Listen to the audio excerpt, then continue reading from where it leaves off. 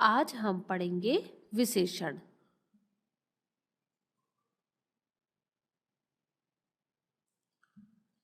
विशेषण सबसे पहले हम यह जान लेते हैं कि विशेषण का शाब्दिक अर्थ क्या होता है।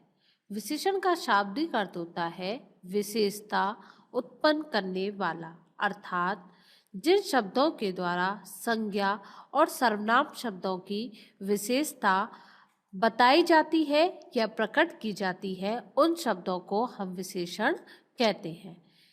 जैसे कि हिंदी के नए अध्यापक श्री तरुण गुप्ता हैं। वे परिश्रमी हैं। वे स्वच्छ वस्त्र पहनकर आते हैं। उनका रंग गोरा है। तो बच्चों, आपने देखा कि इन सभी वाक्यों में आए नए, परिश्रमी, स्वच्छ और गोरा, ये सभी शब्द संज्ञा शब्दों की विशेषता प्रकट कर रहे हैं। यानी नए शब्द विशेषता बता रहा है अध्यापक की, कि श्री तरुण गुप्ता कैसे अध्यापक हैं? नए अध्यापक हैं। वही परिश्रमी शब्द वे सर्वनाम शब्द की विशेषता प्रकट कर रहा है कि वे परिश्रमी है।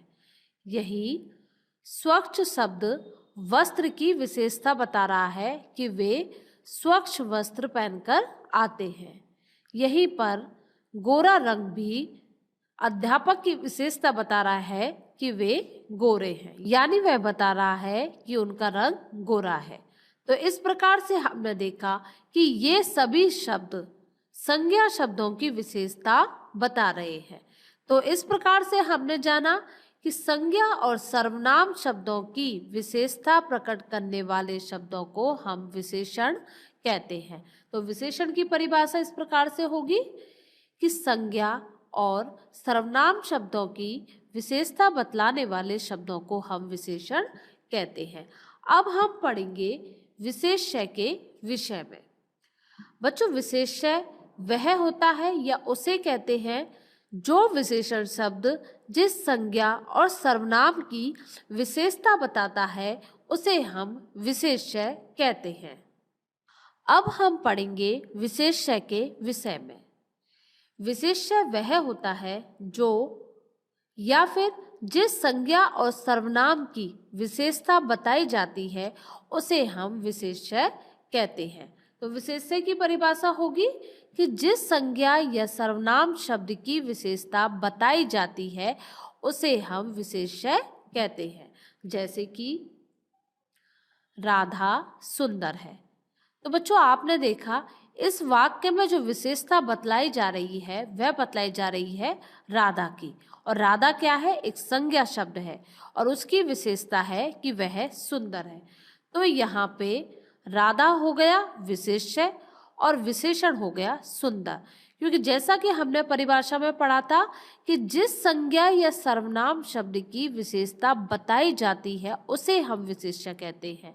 और यहाँ पे जो विशेषता बतलाई जा रही है, वह बतलाई जा रही है राधा की। अतः राधा हुआ विशेष्य और विशेषण क्या हुआ? सुंदर। ऐसे ही एक और वाक्य ले लेते हैं। जैसे कि आकाश में 5 पतंग उड़ रही है। अब यहाँ पे इस वाक्य में हम देखते हैं कि पतंग की विशेषता क्या है कि वे 5 हैं, यानी संख्यावाची विशेषण है। तो यहाँ पे विशेष्य हुआ पतंग और विशेषण हुआ 5, क्योंकि जो विशेषता बतलाई जा रही है वह बतलाई जा रही है पतंग की। तो जिस संज्ञा या सर्वनाम शब्द की विशेषता बतलाई जाती है, उसे हम कहते हैं विशेष्य। और यहाँ पे संज्ञा शब्द क्या है? पतंग, और उसकी विशेषता है कि वे 5 है। ऐसे ही एक और उदाहरण लेते हैं। यह इमारत ऊंची है। इमारत की विशेषता क्या है कि वह ऊंची है। तो इमारत हो गया विशेष्य और विशेषण होगा ऊंची। तो बच्चों, अब आप जान गए होंगे कि विशेष्य क्या होता है।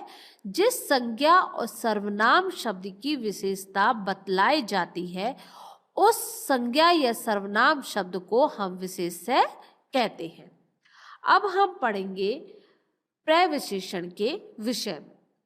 प्रविशेषण वे शब्द होते हैं जो शब्द विशेषण की भी विशेषता बतलाते हैं वे प्रविशेषण कहलाते हैं।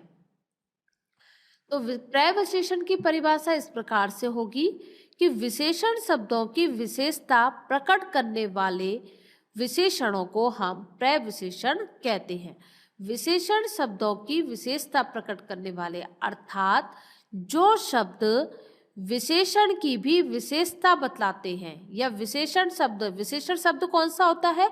जो संज्ञा या सर्वनाम शब्दों की विशेषता बतलाता है उसे हम कहते हैं विशेषण, तथा जो शब्द उन विशेषणों की भी विशेषता बतलाते हैं उन्हें हम कहते हैं प्रविशेषण। जैसे कि अर्पित बहुत बुद्धिमान है, नीतू बड़ी चतुर है, यह समस्या अत्यंत कठिन है। तो बच्चों आपने यहाँ पे देखा कि अर्पित की विशेषता है कि वह बुद्धिमान है, लेकिन यहाँ पे बहुत शब्द इस विशेषण की भी विशेषता प्रकट कर रहा है कि वह कैसा बुद्धिमान है? बहुत बुद्धिमान है। वहीं दूसरे वाक्य में नीतू की विशेषता है चतुर, यानी चतुर क्या हो गया? विशेषण हो गया, क्योंकि ये संज्ञा शब्द की विशेषता बतला रहा है। लेकिन चतुर शब्द की भी विशेषता प्रकट कर रहा है बड़ी शब्द। वहीं तीसरे वाक्य में हम देखते हैं कि यह समस्या अत्यंत कठिन है। समस्या की विशेषता क्या है? कि वह कठिन है। तो कठिन क्या हो गया? विशेषण हो गया, क्योंकि यह संज्ञा शब्द की विशेषता प्रकट कर रहा है। लेकिन इस विशेषण की भी विशेषता प्रकट कर रहा है अत्यंत शब्द। तो इस प्रकार से बहुत, बड़ी, अत्यंत ये सभी शब्द कहलाएंगे प्रविशेषण शब्द, क्योंकि ये सभी शब्द विशेषण शब्दों की भी विशेषता प्रकट कर रहे हैं। तो इस प्रकार से हमने जाना कि जो शब्द विशेषण शब्दों की भी विशेषता प्रकट करते हैं उन शब्दों को हम कहते हैं प्रविशेषण शब्द। अब हम जानेंगे वाक्य में विशेषण का स्थान। वाक्य में विशेषण दो प्रकार से प्रयोग में आते हैं। सबसे पहले विशेष्य से पूर्व तथा विशेष्य के बाद। जो विशेषण विशेष्य से पूर्व आते हैं उन्हें हम कहते हैं विशेष्य विशेषण, तथा जो विशेषण विशेष्य के बाद आते हैं उन्हें हम कहते हैं विधेय विशेषण। तो सबसे पहले हम पढ़ेंगे विशेष्य से पूर्व। विशेष्य से पूर्व, जैसा कि मैंने अभी आपको बताया था कि विशेष्य से पूर्व अर्थात जो विशेषण विशेष्य से पूर्व आते हैं उन्हें हम कहते हैं विशेष्य विशेषण। तो इसके लिए कुछ उदाहरण ले लेते हैं जिससे स्पष्ट हो जाएगा कि ये होते क्या हैं।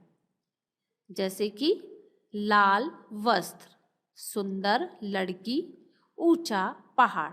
तो बच्चों आपने देखा इन सभी वाक्यों में विशेषण शब्द विशेष्य से पूर्व आए हैं। जैसा कि मैंने अभी आपको बताया था कि विशेष्य शब्द वे होते हैं जिस संज्ञा और सर्वनाम की विशेषता बताई जाती है उस संज्ञा या सर्वनाम शब्द को हम विशेष्य कहते हैं। तो वस्त्र की विशेषता बतलाई जा रही है कि वे लाल है, और यहाँ पे वस्त्र है एक विशेष्य तथा विशेषण उससे पूर्व आया है। ऐसे ही सुंदर लड़की, लड़की की विशेषता है कि वह सुंदर है, तो लड़की हो गया विशेष्य और सुंदर हो गया विशेषण। ऐसे ही ऊंचा पहाड़, पहाड़ क्या है? विशेष्य, और उसकी विशेषता है कि वह ऊंचा है, यानी ऊंचा विशेषण है। तो इस प्रकार से हमने देखा कि जो विशेषण शब्द विशेष्य से पूर्व आते हैं यानी विशेष्य से पहले आते हैं वे विशेष्य विशेषण कहलाते हैं। अब हम पढ़ेंगे विशेष्य के बाद।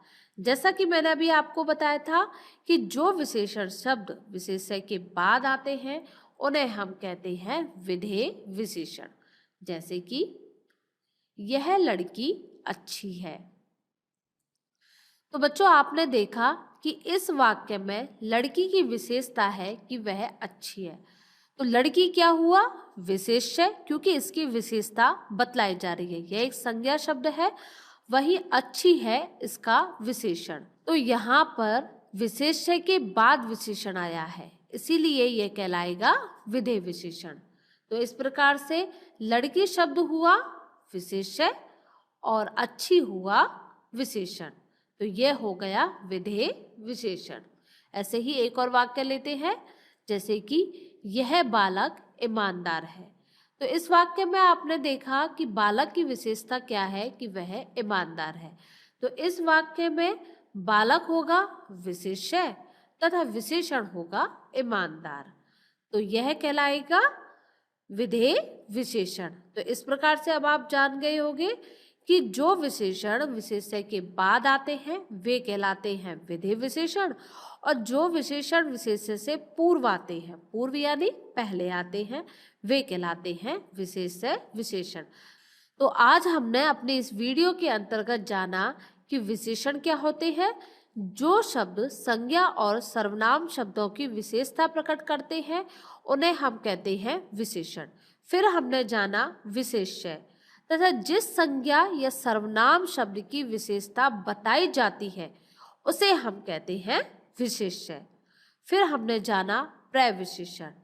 जो शब्द विशेषण की भी विशेषता बतलाते हैं वे कहलाते हैं प्रविशेषण। उसके बाद हमने जाना वाक्य में विशेषण का स्थान। वाक्य में विशेषण का प्रयोग दो प्रकार से होता है। पहला था विशेष्य से पूर्व और विशेष्य के बाद, तथा जो विशेषण विशेष्य से पहले आते हैं वे कहलाते हैं विशेष्य विशेषण, तथा जो विशेषण विशेष्य के बाद आते हैं वे कहलाते हैं विधेय विशेषण। अब हम कुछ प्रश्नों का अभ्यास करेंगे जिससे आपने इस वीडियो के अंतर्गत जो भी कुछ सीखा है या फिर जो भी कुछ पढ़ा है आप उन प्रश्नों का अभ्यास करके अपना मूल्यांकन कर सकें।